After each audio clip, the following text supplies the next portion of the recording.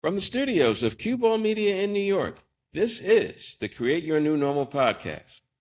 I'm your host, Anthony Quinones, and every other Wednesday, I'll interview people who have successfully reinvented themselves. We'll look at the challenges and obstacles they overcame to create their new normal. They'll talk about how they did it, and hopefully it will inspire you to do the same. So are you ready to create your new normal? Well, let's get it.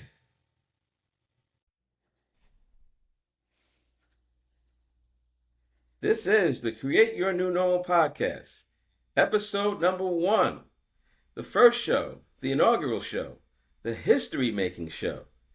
And I want to introduce to you my guest. My guest is especially passionate about raising up the next generation of leaders to make an impact in the church and the community. He is the co-founder of the AND campaign, a coalition seeking to improve how Christians engage politics and culture by asserting the justice and righteousness of Jesus Christ. He also mentors high school and college athletes as a character coach with the Fellowship of Christian Athletes. And after a decade-long career as a television producer, host, and model, you can see Angel in commercials for the companies such as the Delta Airlines, Coca-Cola, the Home Depot, and the team with the best record in baseball as of today, the Atlanta Braves. And I want to introduce to you my guest, my first guest on Create Your New Normal, Angel Maldonado. Angel, welcome to Create Your New Normal. Thank you so much for having me. It's exciting to be part of the inaugural show. So I appreciate it and I am honored. Well, I appreciate you. And you know all about history. You're all about making history. So this fits right in with what you're doing. You've had a long career, which is amazing because you still look like you're about 33 years old, but you've done a Thank lot. you, thank you, thank you. I'll take that. I'll take that. You've done a lot in your life. As we said, let me get back here. You've been a model, you've been a host, a producer, and you've done a few other things. So let's start from the beginning. As we say, this show is all about reinvention. And while you were in college, you made the best reinvention transformation decision you could ever make. You gave your life to Jesus Christ. So why don't you tell us a little bit about that experience?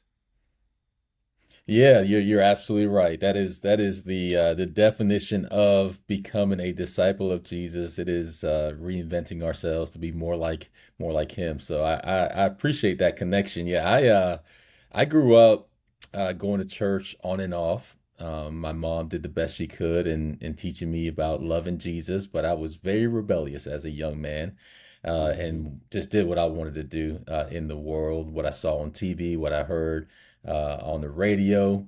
And I just came to that place in my life, my last semester in college at Florida State University, where I was like, yeah, I needed, this was back in 2003. So it was a New Year's resolution.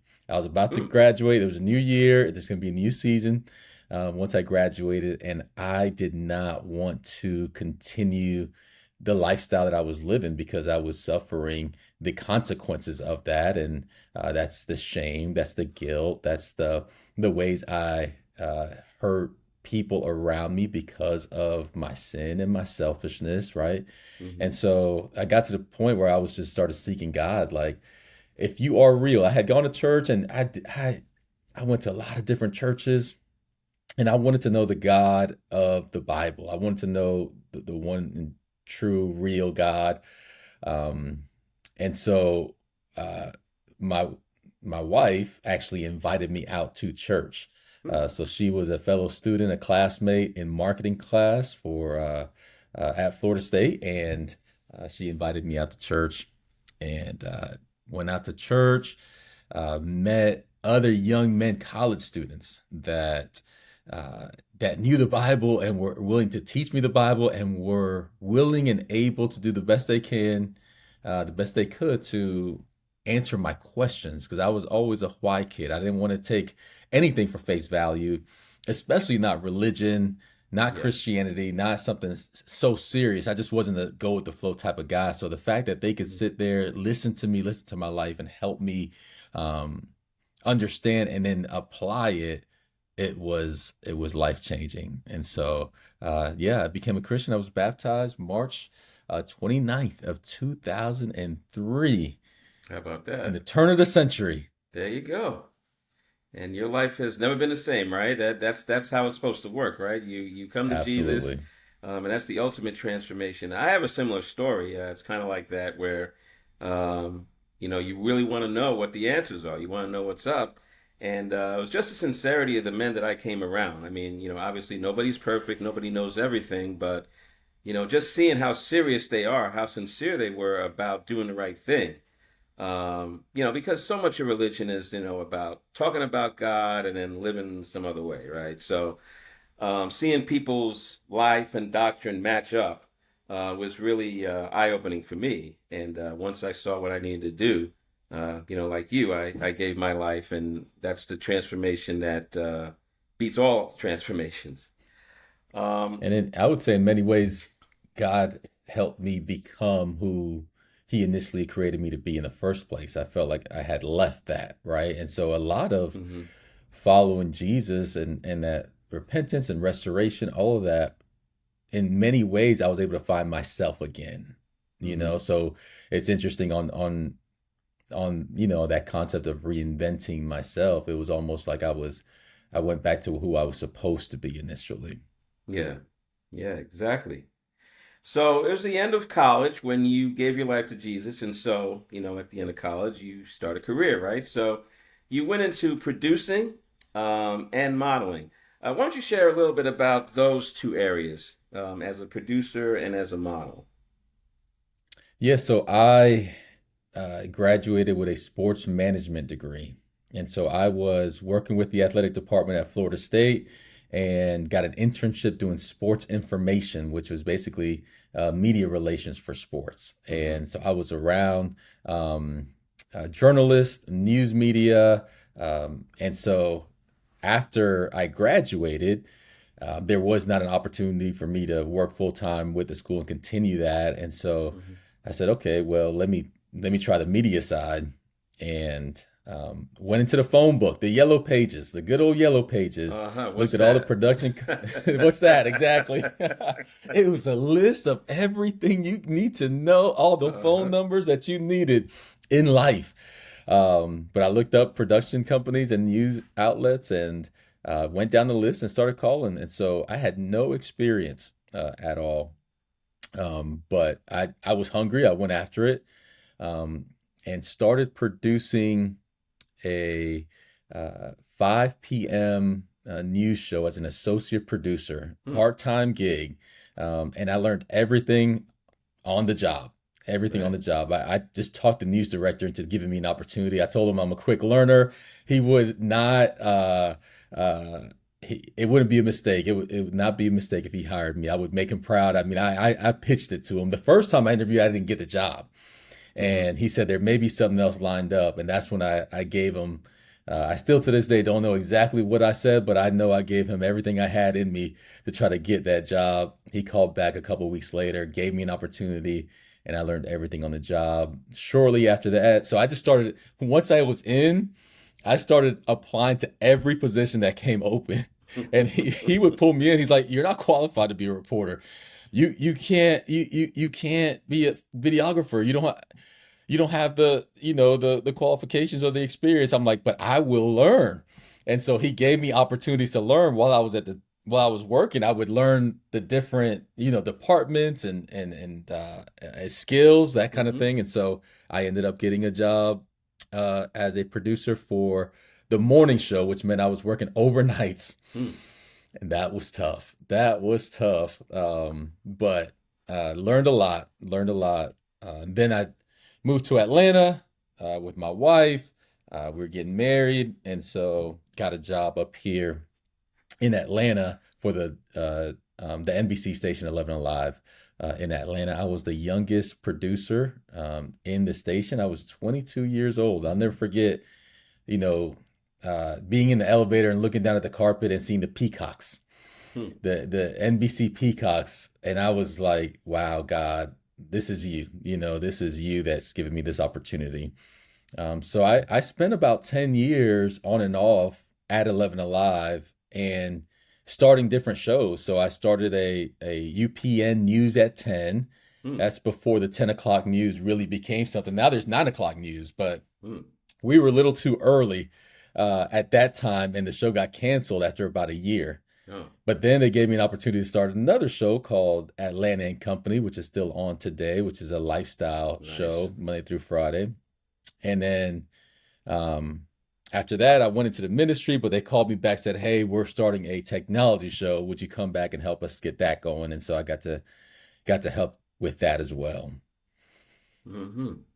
Yeah, there's a lot there, and yeah, definitely be in a position to learn a lot. I mean, we need people who are hungry, because we don't know everything, but it's great that you were in a position where you could grow and learn on the job. So you had that career in production, and going back to your conversion, you were later called into the ministry and served That's right. as a pastor for quite a few years. Why don't you Hmm. share about that experience? Yeah, for sure. I will say that you did ask about my modeling career as well. And my production career did help me to understand how to be a model, how to be an actor. And that came from a friend of mine in the church that was modeling and acting. His name is Keegan Liba, and he said, Mm-hmm. you should try in front of the camera. And for a long time, I said, no, I'm not doing that. Then he told me how much they made, and I was like, okay, I'll try it. I will try it. But working behind the camera helped me understand what producers and videographers would need, right? From Mm-hmm. because that's what I needed. So I just became what I needed, um, and got a bunch of opportunities through his coaching, really, and his mentorship on how to be in that field. Um, and yeah, I mean, along the way, I guess I've always been somebody that had a several different projects, different things I was working on at the same time. Because while I was working at the TV station, I was learning how to do ministry. So Mm. people asked me if I went to school, if I got my MDiv, and I said no. I went to the school of hard knocks, a school of real life. It's more of the apprenticeship model, with mentor and friend, Dr. Michael Patterson, who just Mm-hmm. walked with me and showed me how to love people, showed me how to study my Bible, showed me how to grow as a man of character, how to become a husband, a father, and on the career thing professionally, just how to be a minister. I never would have thought I would become a pastor, and I would have thought that in my life. But I fell in love with God, and then I fell in love with helping people because I was so grateful that people had helped me, Mm-hmm. and he showed me an effective way to do that. And for the first time in my life, not only did I change my life, but I'm seeing my friends and family and people I would just meet start changing their lives for real. And I'm like, wow, I Mm-hmm. was able to see the power of God. And little by little, as the ministry continued to grow, because we started the Path Church back in 2006, we're celebrating 20 years this Yeah, year. congratulations. Started out as a college minister. Yeah, thank you, thank you, thank you. Yeah. Started out doing college ministry and went from there taking on more and more responsibility, eventually going to full-time uh financially supported ministry in 2009. Well, great stuff. Now, would you say that this ministry, I mean, I would assume that this was a calling from God, because you said that you never saw yourself doing this. Was this a call from God, or is this like a dream that you had at some point? I think both. I think both. I definitely felt the calling to help people. That's what it all goes back to for me. And then as I stepped into that calling, then I started dreaming more and more about um, who I could be for God. And one of my dreams was to be an evangelist, and um, before I turned 30. So the way God would have it, I was yeah, 29 years old when I was Hmm. appointed as an evangelist. In the church, in our church, or probably in most churches, We look at the evangelist, the leader, the pastor as the guy, right? He is the most spiritual person in the church. That's why he's leading the church, right? So we look to him for guidance, for knowledge, for help with our walk. And usually, from my experience, most people that go into ministry retire from the ministry, or they leave because of health reasons, family reasons, which are legitimate reasons, but also because of sin, or scandal, financial improprieties, adultery, etc. And it's rare for a minister to leave at a young age. Now, you've left the ministry serving full time. You don't retire from being a Christian, but you retire from being in the full time ministry. You retired at a very young age, and there's no no sin, no scandal, no other women involved. So the question is why did you step down from the ministry at such a young age? No, that's a great question. Yeah, so overall, I had been doing ministry for about 20 years in different capacities. And I started, it was just tough, right? I mean, there's times we just went through some really challenging times. Um, uh, Before the pandemic, through the pandemic, in the pandemic, we bought a building, renovated a building. We went through different challenges. As the lead pastor, you oversee the staff. There's relational challenges. There could be church conflict as well. And so I was getting to the point a couple of years ago where I just started thinking about what may be next for me, um, and started praying about it. I actually started doing more work with the AND campaign. I had helped start the AND campaign, 10 years ago. We're celebrating 10 years this year. Mm. So in 2016, we launched and um, helped launch it. And then I transitioned basically to chair the board. But a few years ago, there was a need for just to help organizationally as a chief operating officer. I came on, and so I started doing a little bit more work with AND campaign, just in that transition to see where God was leading me. Mm-hmm. And so that was helpful. And my wife was super supportive in this time as I was just trying to discern um, where God was leading me.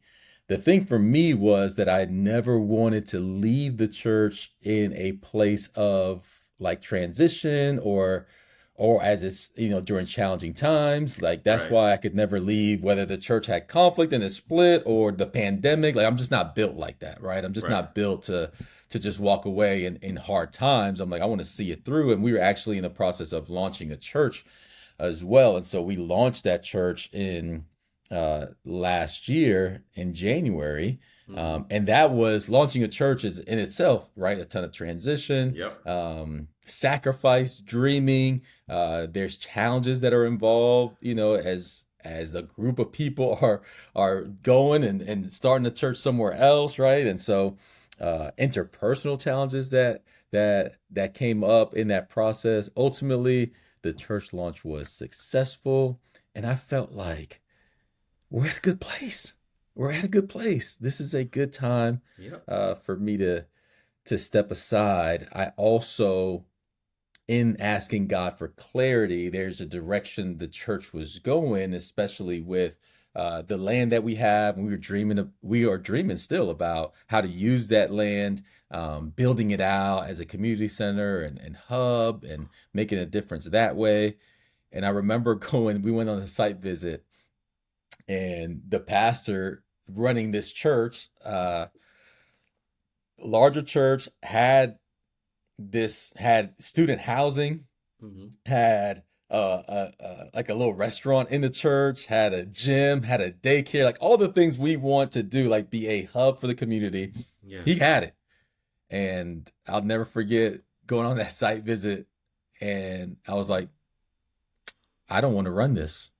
It was clear as day. Like I Whoops. don't want to be him. I appreciate what he's doing. I just don't want to be him. And so I thought it was only fair to let the church know and let my fellow leadership team know, like, I'm not the guy to take it to that level. I'll help get us there because I'm still working on that part of the ministry in terms of community development, and Hmm. developing that land and partnerships, that kind of stuff. I'm doing that as now just as a lay leader, volunteer leader, but I don't want to run it, Okay. you know, and so that's where the transition happened.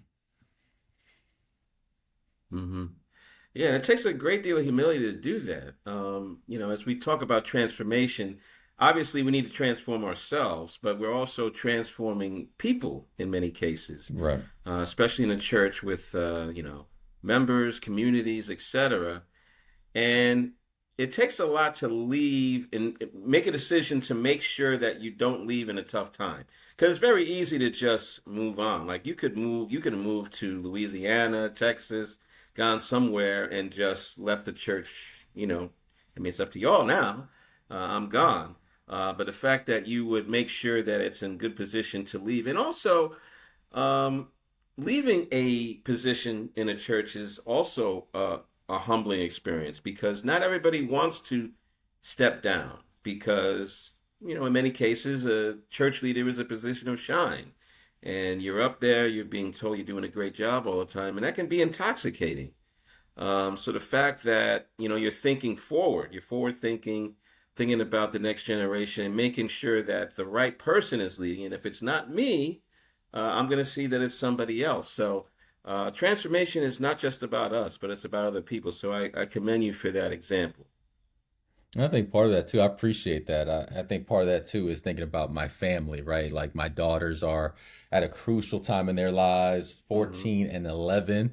Mm. And with all that I had on my plate, I wanted more time and I needed more time to invest in them. And also forward thinking, right? My daughter's in high school.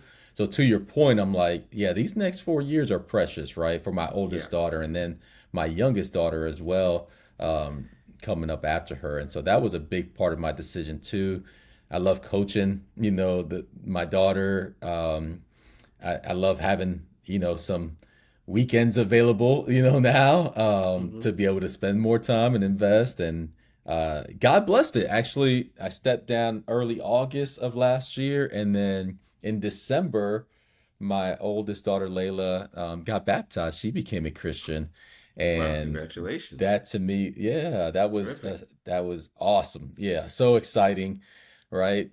It was actually the first time I preached since I had stepped down, and it just happened to fall on the same day that they had asked me to preach, and so that was really a really special moment. But I got to see the fruit, and one of the things that helped me is a book called Necessary Endings by Love Dr. Henry it. Cloud. Love Yes, it. yes, mm-hmm. You're gonna make me It read it was again. super It's helpful. oh yeah. I'm sorry. I'm taking your shine. Yeah, No, that's a great yeah. I book. mean, that's it. I realize like it was very difficult for me. I'm to end things. I'm extremely loyal, especially to people, Mm-hmm. and I realized that I just have never gone about endings in a healthy way because Yeah. when I was younger, it's just endings were forced upon me, whether it's divorces or moving or whatever it may be.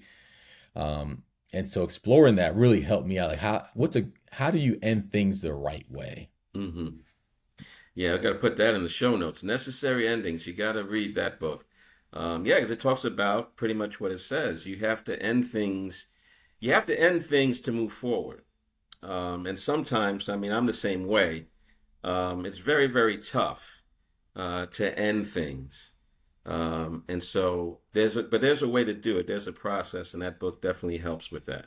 Yeah. There's another book. I'll give you another book that really helped me out a lot. It's called Quit Hmm. by Annie Duke.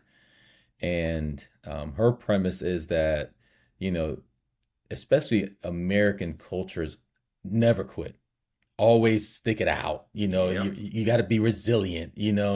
Um, she was actually a former professional poker player, and so she understood, Yeah. when it was time to fold, Right. right?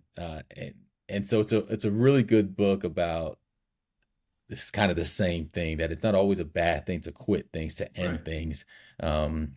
So I put that, uh, give that as a resource to your listeners as well. Put that in the show notes. Yeah, definitely. This is Create Your New Normal. Anthony Quinones is your host, and my buddy, my longtime friend, Angel Maldonado, co-founder and Chief Operating Officer. Let's get it right. Chief Operating Officer of the AND campaign is my guest. And please listen, like, share, subscribe, rate, and review this show on Apple Podcasts and on YouTube. It would mean a great deal to me. So let's get back to your shift, okay? You have been reinventing yourself for a long time now, as a Christian and then also professionally. So now you have moved from the ministry, okay? You've put the church in a great position, and thank God for that. And now God has called you again to do work with the AND campaign. Now, you had done some work with that. Actually, you're co-founder, so you've been doing work with that for a while you were in the ministry. What prompted the decision to do this full time? Yeah, a little bit of what I mentioned earlier in terms of there was a need for the organization. The organization had basically started to outgrow itself in terms of the infrastructure, right? And so with the demand put on the organization, put on our president and CEO and my fellow co-founder, Justin Gibney, the organizational side of it needed to be solidified. The infrastructure needed to be solidified and stabilized and set up to grow, to continue to grow for the next, for the future, forward thinking. Yep. And so that was an opportunity that came in. I said, okay, well, I love the organization. I'm a co-founder. I want to help. And I'm in a position in my life now that I'm exploring that. And so that's how that transition happened. And now, going more full time,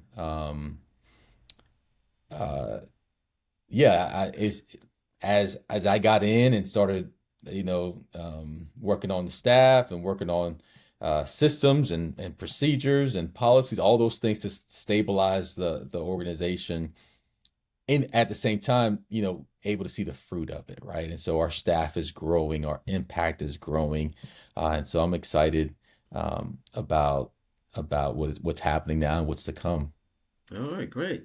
So let's talk about what's coming, okay? You solidified everything, and so now you are really moving forward in this area of bringing faith and politics together. As they say, two things you don't talk about, religion and politics. But obviously we have to talk about them separately, but there is a way to talk about them together, right? And that's what you're doing. So tell our audience about what you're doing with the AND campaign. Yeah, I think what you said is so important that many of us, definitely in a certain demographic and generation, were told, you don't talk about that. Don't talk about religion. Don't talk about politics. And we are experiencing the result of that thinking now, right? Because we were told to not step into relationship wholly and fully, right?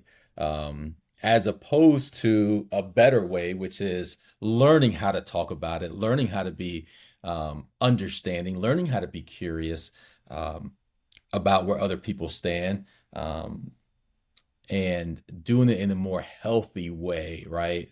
We talk about pluralism a lot, and having a society where, pluralistic thought really allows us to thrive, and it's gotten us to where we are now. We got to continue to have that diversity of thought, so that we can continue to thrive in that diversity. That's what's so beautiful about America. That's what's so beautiful about democracy.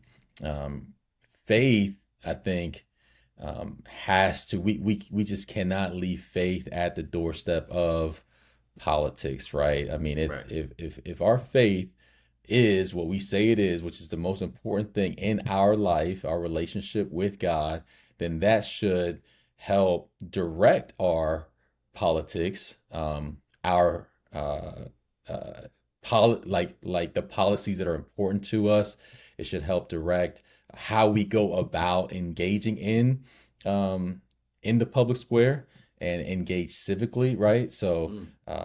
it I think we do ourselves, God, and the people we're serving a disservice if we don't bring our whole authentic, whole self to um, to serving in this way. Yeah, you say a lot there. I mean, it's just sad, because I mean, even in the church, like a place where you would expect to have civility, a lot of times some of the arguments in church are the most violent, Right. and it's not based in faith. Like you can vote for whoever you want. I don't care. I think everybody has the right, and as you say, America is great place for diversity. Um, but your decisions have to be grounded in faith if that's what you profess. And the thing about politics, I was just thinking about it. I looked it up. The word politics means it's the activity of settling affairs in an organized society. Politics is usually concerned with resolving issues within a society via government. And that word is pure. I mean, there's nothing wrong with it, but because our arguments have become so vicious and, we're putting people down and putting people in boxes and in corners, now it's a word we can't touch. We feel like we can't touch it because it means something other than what it actually means. And I think you bringing faith into it is a great reminder that our decisions, if we claim to be faith, now not everybody does, but if we claim to be in faith, that our decisions have to match that. And unfortunately, there aren't too many organizations that do that, but yours does. And so it's great that you've taken up a space in our society to help us to understand that, we can bring faith to the table. No, I appreciate that. I think, and that's why it's so important for us to help churches and church leaders because the truth is, it's just hard. As we talked about, I was in that role as a lead pastor for 13 years or so. Mm-hmm. And so I know what it's like uh, in divisive moments to feel the pressure of having to speak to all the issues that are going on in our country and sometimes the world, right? Because news from all over the world is at our fingertips, it's in our notifications, and somebody in the church is passionate about that and think, hey, we should discuss this, right? And so Mm-hmm. I say all the time that even though I'm one of the co-founders, I've benefited. I feel like I'm one of the people, and our church is one of the churches that's benefited the most from the AND campaign, working so closely um, with the organization because the AND campaign comes alongside churches and parachurch organizations to do the work that many times is just too much for the organizational leader or the pastor to take on Mm-hmm. themselves, right? And so we become a resource, and we say, hey, as a church, it was like, one, we're going to create environments for you to be able to talk about this, right? So whether it's in our small groups that we call mission groups, and something happens and somebody wants to talk about that and process, then that's important. Or we actually set up, a midweek service video series through the AND campaign, had videos in preparation for the election where we would get talking points and split up into groups in the church and start and talk about those things specifically, right, in a healthy way. So we should be getting trained in the church. The church should be the healthiest place to be trained to have these conversations Yep. so that you can go out into the world, to your jobs, to your, in your neighborhood, and have conversation with people that may not agree faith wise, right? And so we Uh-huh. we give people an opportunity to talk through and process in a healthy way, and then secondly, to get engaged, to get involved, and create on ramps for people to do something good. And that's what I've noticed, that if people have a chance to process in a healthy way and talk through what they're feeling, and if they're engaged in helping, then when really challenging things happen, they're better equipped to deal with it. One, they're able to Mm-hmm. process. Two, they know, hey, I can't change everything and fix everything in the world, but I'm doing this. And so you don't feel as hopeless and as helpless when you're actually involved in some way, shape, or form to serve other people and help society just be better, and be a light on the hill. Yeah, that's great stuff. And when I think of leaders, I mean, there are all types of leaders in the world, but I think there's a special place for leaders like yourself, like pastors, because let's be real. In a church, we don't have to do what the pastor says, right? I mean, we should, but we don't have to, okay? We kind of volunteer to do it, right? Whereas in a world, okay, you can, put a carrot, you can put salary, you can force people to do things. The fact that you can persuade people or sway people to do things really says a lot about you as a leader because, like I said, I mean, we don't have to do it. Like it's not like our membership is not dependent on it. However, we should do it. But your place to get people to volunteer to do things really says a lot. I think it's a special type of leader to do that. So I thank you for your work in this area. I Um, appreciate that. now we're talking about reinvention here on the show, right? So you've reinvented yourself successfully a few times. Now, looking back at your career, I feel like in many cases, where we want to go, there are clues from our past that can help us to get there. And I'm just going to go out on a limb by saying this to you. I think the thread in every part of your life up until now has to do with presentation. As a Okay. model, you presented a look, maybe we want to look like you in a certain way. We say, oh, I like that. Or as a producer, you're trying to get people to see the story, feel the story, understand what's going on, maybe put themselves in that place. As a minister, you present God in such a way where people will want to fall in love with him. He's great. This is why. This is what he's done for me. And now, as the co-founder of the ad and campaign, I keep saying ad and campaign, you're trying to persuade people that yes, faith and politics can go together, and you Mhm. can choose whatever candidate you want based on your faith. Is that a good assessment, or sum up? This is your life. Is that a good I, assessment of a thread of how you've lived your life? I think it is, Anthony. I have not heard that before or thought about it, but I think you're on point. It's funny. I was thinking to you the other day. I said, if you want to be a lawyer, you'd probably be a good lawyer because I've heard you preach too. So this is not a rumor. I've heard you preach, and you do a great job of presenting the gospel. Not Thank you. everybody can do that. It's not easy. You don't just open the Bible and just say something. I mean, you have to do your homework, your due diligence. You got to line up stuff, and so that's a skill. And you've presented that probably your whole life. I don't know what I didn't see you before, but I think that is probably a skill that you have, the ability to present things and persuade people in a way that they can do what they're supposed to do. I know for me, um, speaking, we had a leaders meeting. I'll make a long story short. We had a leaders meeting about 17 years ago, and we were asked, what is our strength? And most of us came up with an answer, and everybody else said something else. And so for me, I said that my gift was, people could confide in me. Like if they tell me they're dirt, I don't go around gossiping and telling other people what their stuff is.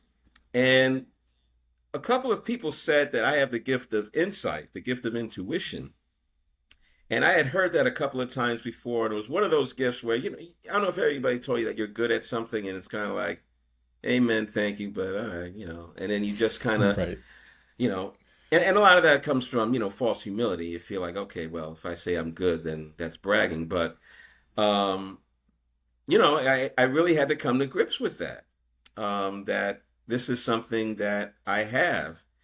And looking back at my life, there's certain threads um, that you can pull on, and you realize you've done this already. Well, why can't you do something else based on your past? Hmm. So that's something that I saw. I was like, wow, this guy is probably good at presenting things, and I've seen that in my own life. Your example. So um, if that's true, then great. Then All right. So, No, I appreciate that. Yeah, I appreciate that presenting. I will also say, as I look back now, um, I realize that I also like starting things, right? I'm also have that entrepreneurial thing about me that uh likes building teams to build something powerful, something meaningful, right? And so mhm. I look back on how God was like through my professional career at the TV station, starting those different shows, co-founding different organizations, even in the church, starting new programs. I just always have had that kind of entrepreneurial spirit, and so looking back on it as well, that's the stuff that I like love to do is like, hey, let's get together and do something big and meaningful. And so you're right. So I say that because as we, as people maybe watching or listening and they're thinking about reinventing themselves, I think that's great wisdom to look back and see those trends in our lives to see, what are consistent. And then you can look at, okay, that's who I am, but how can I do that in other ways, you know? Yeah. Um, so Yeah, because reinvention is a daunting task. And a lot of times we feel like we can't do it. But if you look back at what you've done up to this point, you probably find that you have done something. And if you don't know, if you can't find it, you can ask somebody else. Because most of the time, people that's see right. things in us that we don't see in ourselves. They readily identify it. We're close to it, so we don't always see it. So it's important to get other people involved in your life to help you to see the gifts that you already have.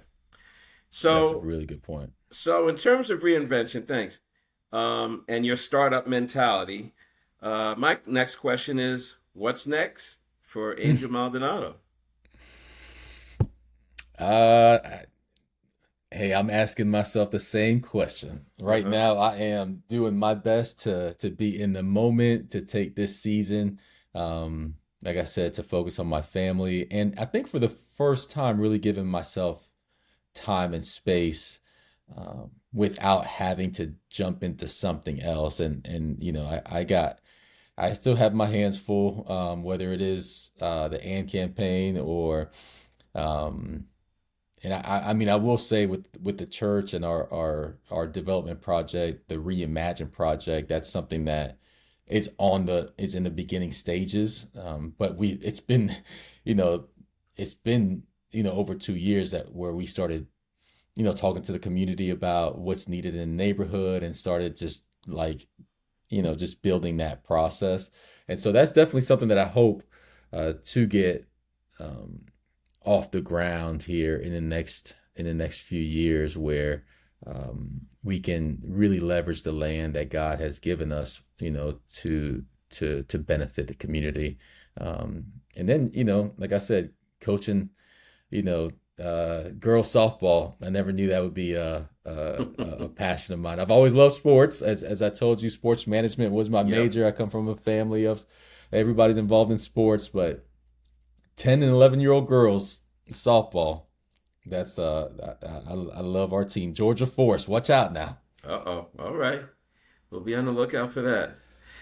Well, I know whatever you do, you're going to enjoy it and you're going to do great at it. You've excelled. You've done a lot of great things up until now. And I know that you're going to continue to reinvent yourself successfully and do great things in the future. You're a man who loves making history. And today you're making history because you were my first guest on Create Your New Normal. Thank you for being my guest. Thank you for being my friend. Thank you for being my minister for a few months while I was in Atlanta. Thank you for all you do, and look forward to hearing great stuff from you in the future. I appreciate it. The pleasure has been mine, sir. I appreciate it. All right, you got it. That was Angel Maldonado, co-founder and COO of the AND campaign.